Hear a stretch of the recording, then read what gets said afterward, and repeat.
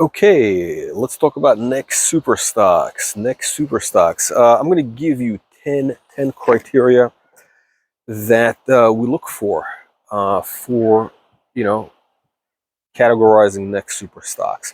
Again, there's 10 criteria. Each one you can, rank on a scale of 1 to 10. So if all 10 get a score of, perfect 10, that's 100. That means the stock has a very high probability of being a 10 bagger plus, right? Of course, realistically, you're never going to have a perfect type of situation where you get all 10 categories to be a full 10 each. It's never going to be that way, but we want to get as close as possible. All right. Number one, the story and the market opportunity. So realistically, how big is this market that the company is going after?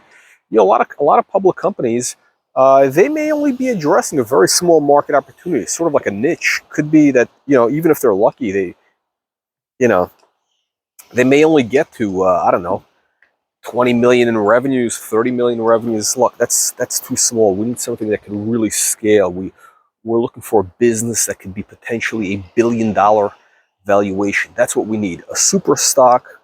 For a company to be considered a next super stock, there has to be a path. There has to be a legitimate path for that stock to be a $1 billion valuation. So that generally that would mean at least something where they can get to 100 million in revenues, 200 million in revenues.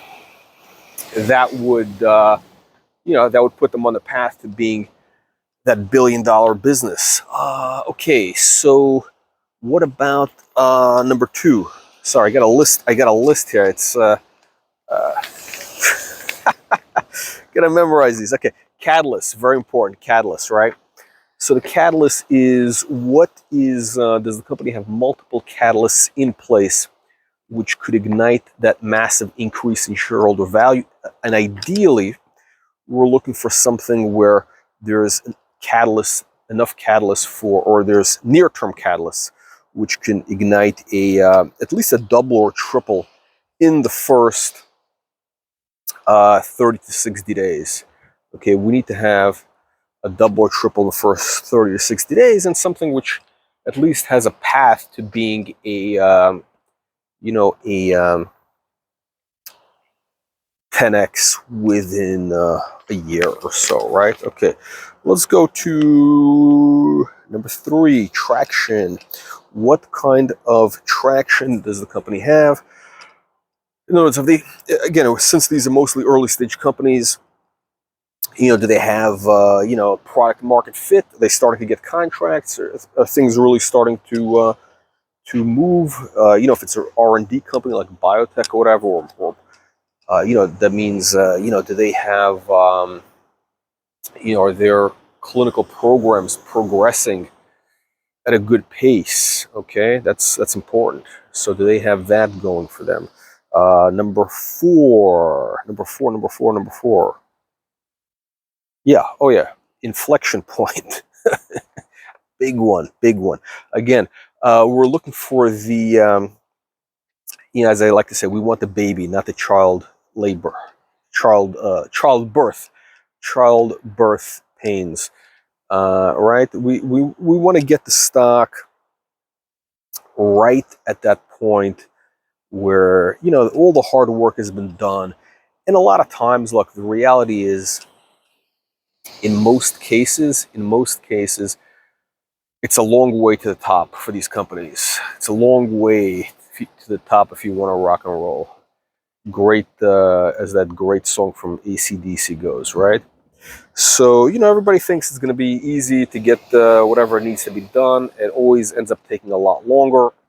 It's a lot more aggravation, and we want to get to that. We want to get into the stock at the point where all that is behind them. So that is very important. That's the inflection point. And also the inflection point really means, is the company now at the moment where they're really ready to scale, right? So, they've done all their R&D, whatever, early development, they've gotten sales, but now they're starting to get major contracts. They're at that point where they're going to go from, 5 million in revenues, 10 million in revenues to 100 million in revenues within 2 years. That's the inflection point. 5, CEO quality.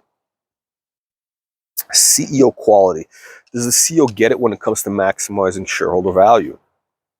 No, seriously, does the CEO understand that his job is to make the shareholders rich? Does he focus on the stock? Does he understand that is his number one priority? Making the stock price go up. Seriously, that's not a joke. 6, valuation. Valuation. We got to get into this thing cheap. Because again, the cheaper we buy this in terms of valuation, not the price of the stock. I'm talking about the valuation of the business. Again, the cheaper the valuation we get in at, that lowers the risk, increases the upside. So, again, I'm looking for a situation where the stock is trading at a discount to its peer group. So if the peers are trading at 10 times the revenues, I want to buy this at, 2 times the revenues, 3 times the revenues. In other words, I want to buy it where there's a built-in profit. Okay, all I got to do is be patient, because this thing is trading at 3x, and the comps, the peers, are trading at 10x. That's a 3x upside potentially, right? All I got to do is just sit back, and at some point the stock is going to triple once the market catches up to this, right? I mean, in theory. So that's the type of situation I'm looking at. 7, the theme, sector. Is this company part of a hot sector? Is it part of a hot sector? That helps a lot. That really turbocharges the potential gains. So it really does help if it's part of a hot market sector or a hot theme. I gotta walk carefully on these rocks so I don't fall in the ocean. So, okay. 8. Here's one of my favorites, the chart. The chart.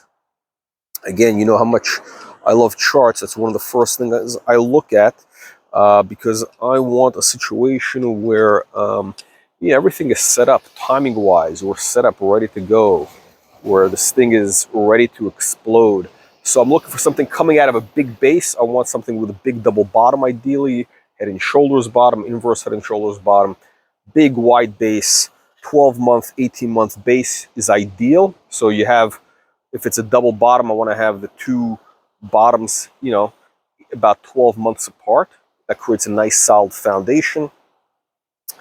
And I want to see the stock trading above the 50-day moving average. Okay, I want to see this thing popping above the 50-day moving average at the time we get involved, all right? So at the time we get involved, I want to see the stock, the chart, 2, 3 bars above the 50 MA, or even the 200 MA. So that's very positive. Number 9, my favorite. The promo edge. Okay, does the company have a marketing program, a promotional investor marketing program, stock promotion program in place that is sufficient enough to get this thing, to get the maximum number of eyeballs? So look, even with the Wall Street Reporter, we have different varieties of programs, right? We want to make sure that this company has something which is powerful enough to get them what they need, right? Every situation is unique. But again, if it's a next super stock, if it's a company that's in our next super stocking, then, it's, you can be assured that it does have a sufficient, sufficient firepower in that program. That's the next super stock is kind of that's our best program. Finally, 10. This is look. This is it's important. Market conditions. We need to have fertile soil for a story to take off. That helps a lot. So again, I'm doing this video August 2022. We're coming out of an 18-month bear market. I think I hope we're at the end of it. And look, it's been very difficult to get stocks to get traction, to move up in this market, especially in the last couple of months. So that makes me think that we are at the bottom of it. But Yeah, and the reason is very simple. You know, you need investor enthusiasm. You need those animal spirits where people are excited about stocks. They're eager to hear new stories. They're eager to hear new stories. So that's what we need. We need a situation where investors are open to new ideas. And again, it's like planting a crop. We want to make sure that the soil is fertile when we plant those seeds, that they're going to blossom into magnificent 100-bagger type trees, massive redwoods, sequoias. I don't know, whatever's the tallest tree. We need to have like these 1,000-bagger trees that grow to Mars. That's what we're planting. All right. I hope you enjoy this. Leave your comments below. Thank you for your patience watching. This is quite a long video here.